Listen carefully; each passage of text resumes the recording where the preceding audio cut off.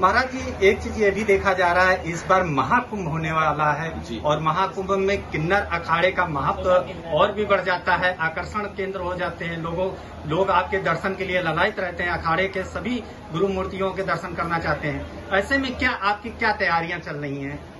जैसे आपने पूछा है कि आपके तरफ ज्यादा आकर्षण होता है, क्योंकि हमारे समाज को हमारे लोगों ने, हमारे पड़ोसियों ने, हमारे शहर के लोगों ने, गांव के लोगों ने हमेशा नाचते गाते हुए देखा है, ताली बजाते हुए देखा है, भीख मांगते हुए देखा है।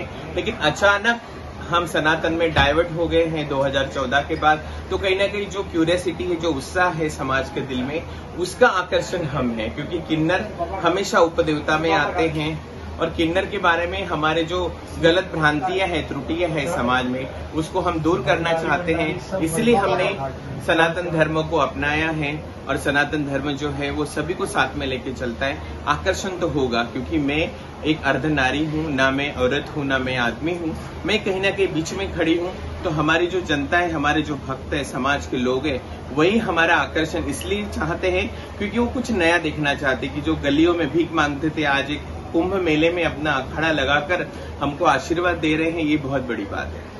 अखाड़े का सम्मान कहीं न कहीं परम पूज्य हरिगिरी जी महाराज ने दिलाया जी। ऐसे में गुरु मूर्ति के लिए हमने जब ये शुरुआत की थी 2013 से कि हमें अखाड़ा बनाना है, तो एक ही ऐसा मर्यादा पुरुषोत्तम हमारे समाज में और हमारे देश में था कि जिन्होंने हमारा हाथ पकड़ा है। आज हम जो भी हैं, आज आपके सामने अगर मैं बात भी कर रही हूँ या मेरी बहनें आपके सामने बैठी है, तो ये हरिगिरी महाराज की बहुत बड़ी कृपा और आशीर्वाद है। क्योंकि यही एक भगवान का फैसला था कि कहीं ना कहीं बोलते ना, बाप बेटे की उंगली पकड़ के ही चलेगा।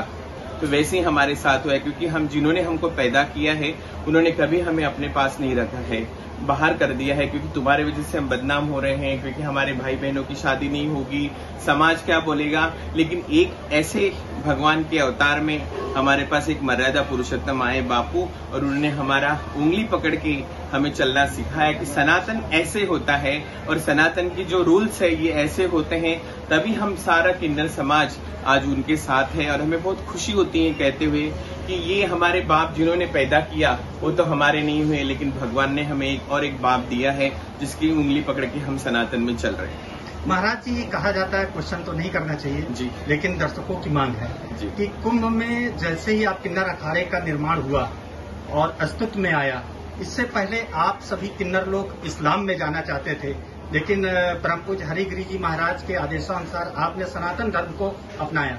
ऐसे में क्या लगता है, सनातन धर्म और इस्लाम दोनों में क्या आप फर्क कहाँ नजर आते हैं? 2014 में जैसे हमारे मौजूदा सरकार ने हमें एक नाम दिया, जैसे मेल और फीमेल, आदमी और औरत जैसे कार्ड बनते हैं, लेकिन हमारा नाम कहीं नहीं था। हम हमेशा समाज से बाहर आते थे।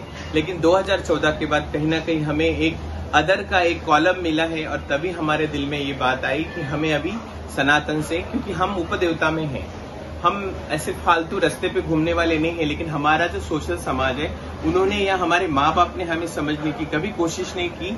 आप पुराण पढ़ लो, रामायण पढ़ लो, महाभारत पढ़ लो, शिव पुराण पढ़ लो, हर जगह आपको किन्नर का उल्लेख मिलेगा। लेकिन किन्नर के मायने हमारे समाज ने ही बदल दिए। आज हमें जितना छुपा के रखा है, ये हमारी समाज की वजह से हम बाहर रहे। लेकिन कहीं ना कहीं श्री राम जी का जो आशीर्वाद था कि कलयुग में तुम्हारा राज आएगा, और उसी चलते हुए आज हम समाज में आए, समाज के कंधे से कंधा मिला के चल रहे हैं। और उसी बीच जो हरिगिरी बापू जी ने हमारे लिए किया है, ये सबसे बड़ी बात है, क्योंकि वो भी एक राम का अवतार है जिन्होंने हमें चलना सिखाया। यानी राम जी ने तो आदेश दिया था, आपको भविष्यवाणी की थी, लेकिन परम पूज्य हरिगिरी जी महाराज ने उसको सच कर दिया। और ये एक आशीर्वाद है, क्योंकि किन्नर अभी नए नहीं है कि आज पैदा हुआ और एक लड़के ने साड़ी पहन के रास्ते में चल गया और लोग उसके पैर छू रहे। ये तो हमारे शिव भगवान के गण हैं, बाल गंधर्व, ये सभी शिव जी के साथ रहे हैं। और जो सृष्टि जब बनाई गई तभी किन्नर की उत्पत्ति हुई, क्योंकि राम जी भी जन्म नहीं हो रहा था, तो दशरथ राजा ने ब्रह्मा को रिक्वेस्ट करके, विनती करके किन्नरों को धरती पे लाया है और अपनी कौशल्या की गोद भर के राम जी का जन्म हुआ है। तो ये और क्या चाहिए। लेकिन कहीं ना कहीं हमारा समाज आज भी चीजों को दूर करता है, हमें देखता है। लेकिन एक बात ये भी सच हुई है कि किन्नर अखाड़ा और पंचदश नाम जूना अखाड़े के साथ मिलकर आज हमारे पूरे देश भर के किन्नरों का नाम है, क्योंकि कहीं ना कहीं हमारा समाज समझने लगा कि ये भी एक देवताएं हैं, उनके पैर छूना चाहिए। ये सारी चीजें एक भगवान का आशीर्वाद के तौर पे हमारे सामने है। किन्नर अखाड़े के आचार्य परम पूज्य लक्ष्मी नारायण त्रिपाठी जी के लिए कानपुर से, बाबा नंदेश्वर से क्या संदेश? उनकी बहुत बड़ी मेहनत है और हमारे आचार्य जी की। शायद आज आचार्य नहीं होती लक्ष्मी नारायण त्रिपाठी जी तो शायद किन्नर अखाड़े का गठन नहीं होता। लेकिन एक होता है ना कि भगवान एक निमित्त छोड़ता है और वो इंसान में निमित्त देके कहीं ना कहीं एक शुरुआत होती है नए जीवन की। वैसे हमारे लक्ष्मी नारायण त्रिपाठी जी ने किया है और हम सभी उनके साथ हैं।